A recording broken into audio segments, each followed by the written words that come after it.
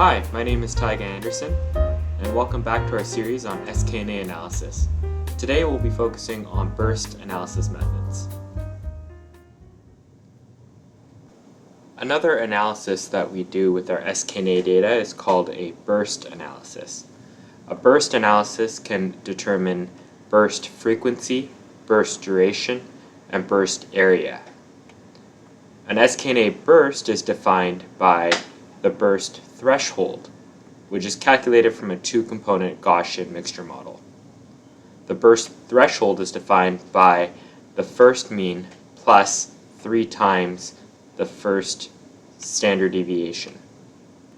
This protocol was created for the JMP software. I'll be using JMP 17 in this tutorial. This protocol was created in Dr. Chen's lab by Takashi Kuseyama. You can read this paper to learn more about it. I will continue using the Excel sheet that we've been working on in the previous episodes. I already have the JMP extension in my Excel to make it easy. First, I'm going to highlight all the aSKNA data. I'm going to highlight all the data and go to our JMP extension. And in this bar of options, I'm going to select Data Table.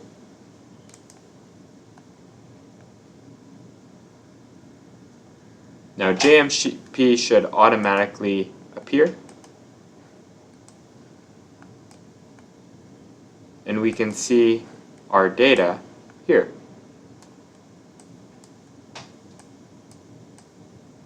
One thing to look out for on this screen is to make sure that aSKNA is listed as a header and that there's aSKNA data in each row.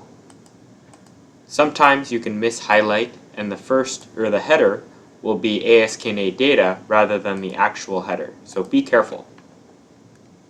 From here, we're going to select this button for distribution.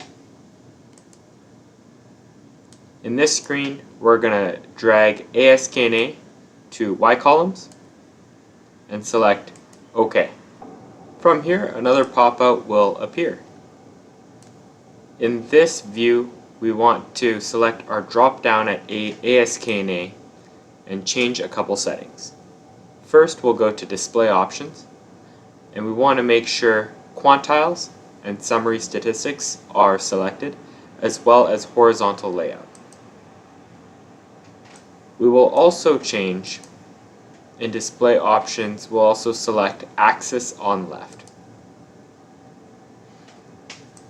Next, we'll go down to Histogram Options, and we'll make sure Histogram is selected, and we want to go down and also select Probability Axis.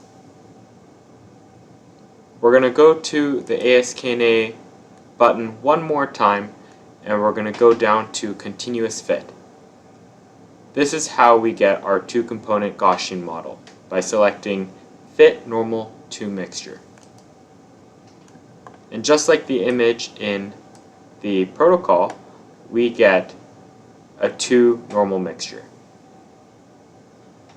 In this view, we'll notice that we have our results here with our mean 1 and our standard deviation 1 for these data.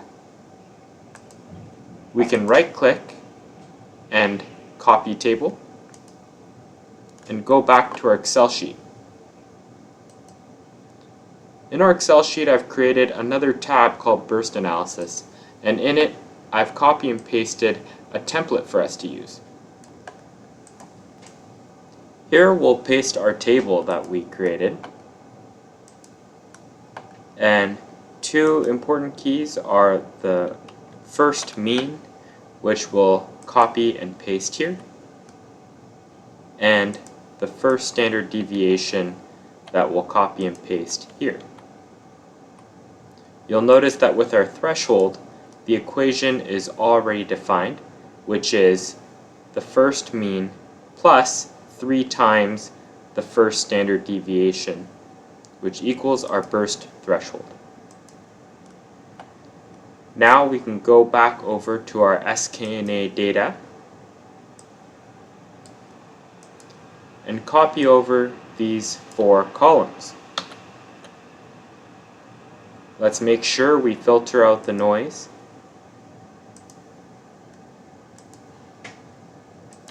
And we'll paste that here.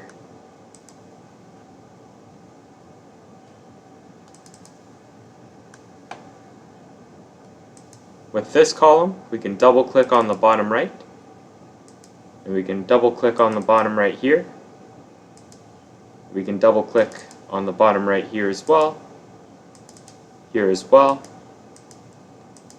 and here as well.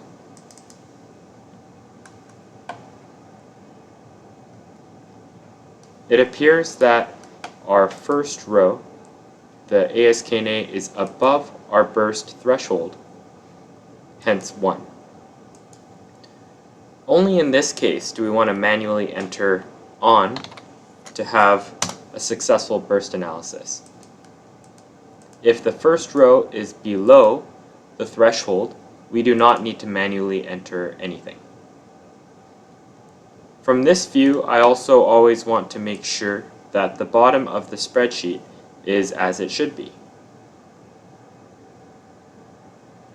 In this case, a lot more calculation was made over here, and with all these ones, I can bet you that it is overestimating burst duration. So I'm going to copy and drag all this data, and I'm going to delete it.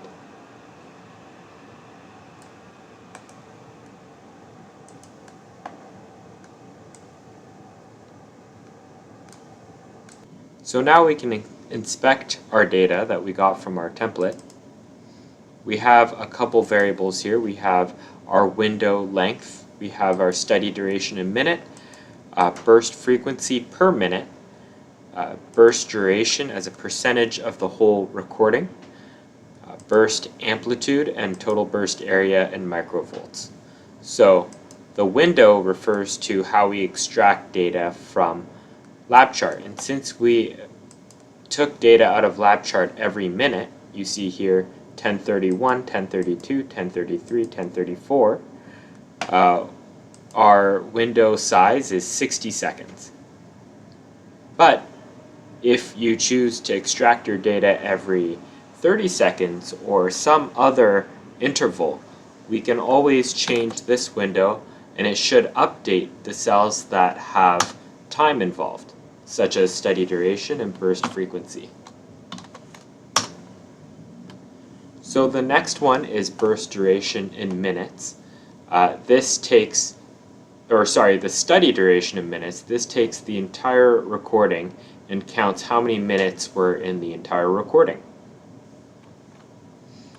Next we have burst frequency per minute, which counts how often there were bursts per minute.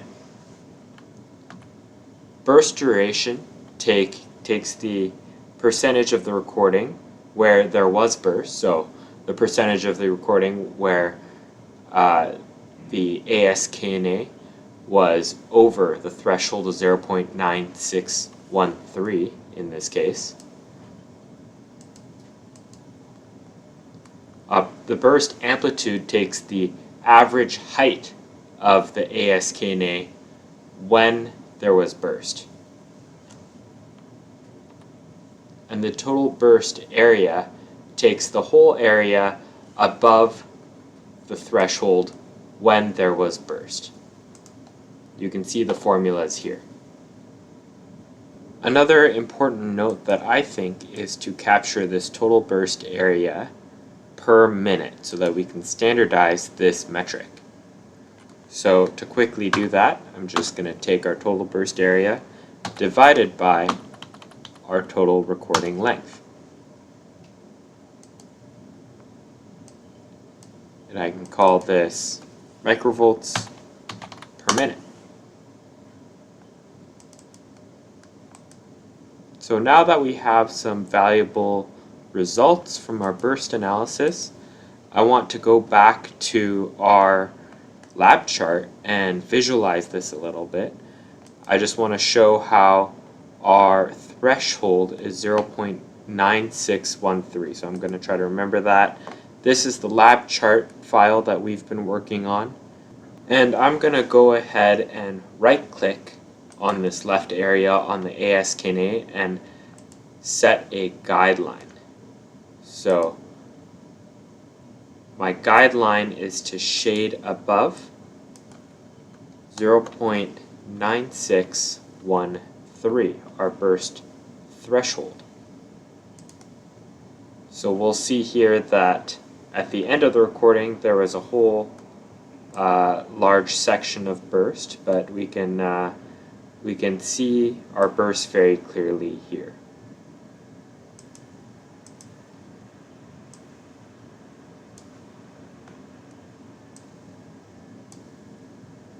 So we can see how where the aSKNA exceeds our threshold, and if it exceeds it on a minute average, then we count it as a burst.